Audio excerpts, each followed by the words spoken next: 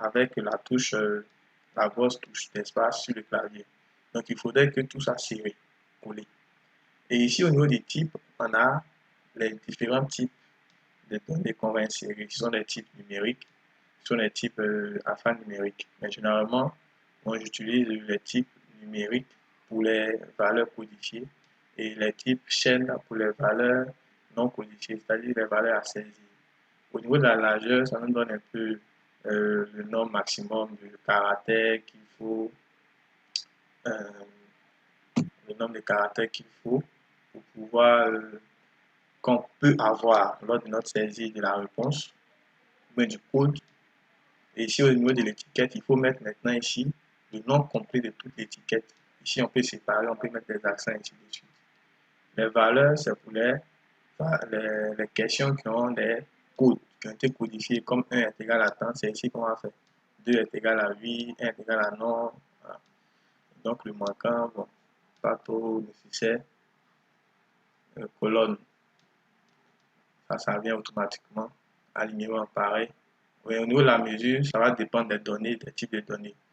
Pour les données, comment dirais-je, des types numériques, on aura des mesures échelles. Et pour des données de type alphanumérique, on peut avoir des types des mesures ordinales ou des mesures nominales. Alors, on va commencer par la première variable qui est, on va regarder la première question qui est quel est votre âge?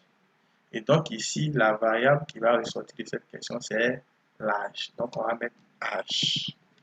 On peut mettre en grand caractère comme petit, je vais mettre en petit.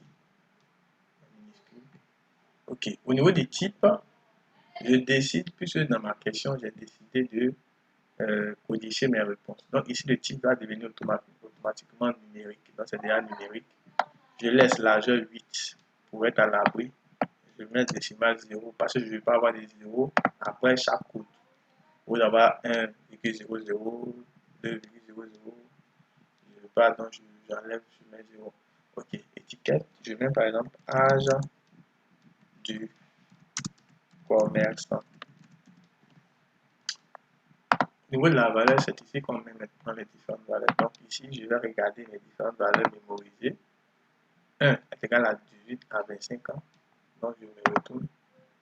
Je écris ici 1, qui est le nom du code 1, le chiffre qui correspond au code, et l'étiquette qui est 18, 25 ans. Et je fais ajouter. Après, je viens là, je fais 2, 26 à 40 ans.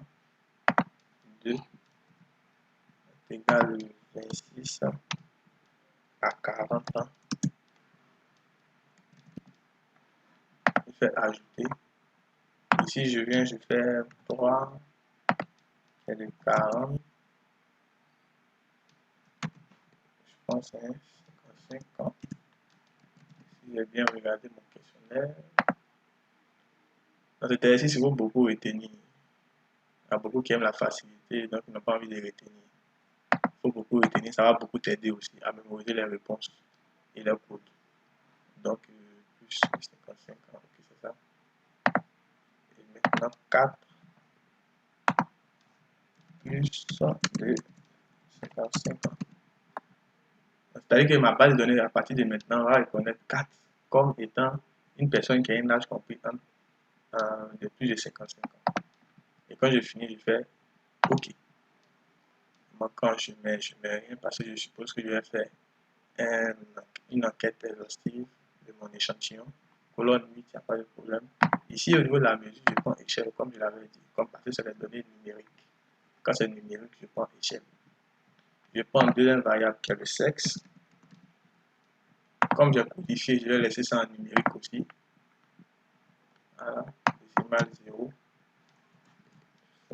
0. On peut aussi changer la décimale ici. Voilà. On peut changer. Voilà. Donc je mets sexe du commerçant. Il est important de mettre le nom complet parce que ça peut vous aider dans l'analyse des données. Ok, donc je vais 1 est égal à masculin.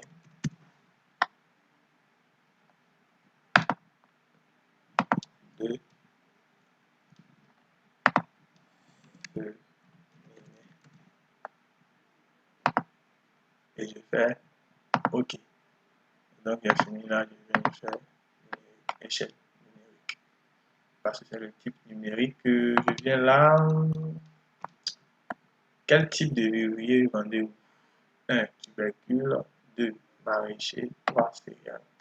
Moi j'enregistre comme ça, je mets type tubercle. Type tubercle, pour dire que c'est type de tubercule. Je vais aller rapidement. Type de tubercule. Ok. Si je lui dis 1, ça correspond à maraîcher. Ajouter. Non, 1, ça correspond à tubercule. Donc je viens cliquer et je viens modifier. Voilà, donc ça me permet de voir aussi comment, quand on se trompe, comment on peut corriger tubercule. Je fais, voilà, ok, très bien. Donc je viens, je dis 2, c'est égal à maraîcher. N'ayez pas peur de, voilà, de faire ces modifications. C'est pas, avoir peur, c'est un problème. 3 est égal à céréales. Ok. Type échelle. Très bien. Je continue. Je fais ici, par exemple, à combien vendez-vous le kilogramme de votre produit? Ici, la question n'est pas fermée, n'est pas codifiée. Donc, c'est à saisir. Donc, je vais aller plus rapidement. À combien vendez-vous le voilà, donc, je vais mettre, par exemple, prix kilogramme produit. Donc, je viens ici. Prix KG et mais ici, je ne vais pas prendre numérique parce que si je vais saisir, donc je prends chaîne, je mets 80 pour être à l'abri. Parce que je peux avoir des écritures qui vont aller exclure. Donc je mets à l'abri 80. Ok, ici je mets prix du kilogramme. Ici je ne mets rien parce que c'est chaîne. Donc je peux laisser nominal comme ordinal, mais je vais prendre ordinal. On revient à l'avant-dernière qui est selon vous, quels sont les facteurs qui agissent sur la hausse des prix? Donc, par exemple, le facteur hausse prix, mais je ne sais pas, tout est collé. Donc, j'ai plus que j'ai codifié. Donc, 1, c'est la COVID, 2, le transport, 3, le coût d'achat. Donc, je viens ici, j'enlève le truc. Donc, si je mets facteur de hausse de prix, je viens maintenant ici. Là, je peux mettre, parce que c'est numérique, 1, COVID-19. Ajouter d'abord. 2, coût du transport. 3, le coût d'achat des produits. Je fais OK. Le type devient échelle. OK. Donc la dernière question qui est combien gagnez-vous comme bénéfice par jour? Donc je vais mettre par exemple bénéfice jour. Voilà. Donc ici c'est codifié. Donc je vais prendre le code. Donc c'est numérique. Bénéfice journalier. Ici je mets 1 de 1000 à 5000. 2 de 5000 à 5000. 3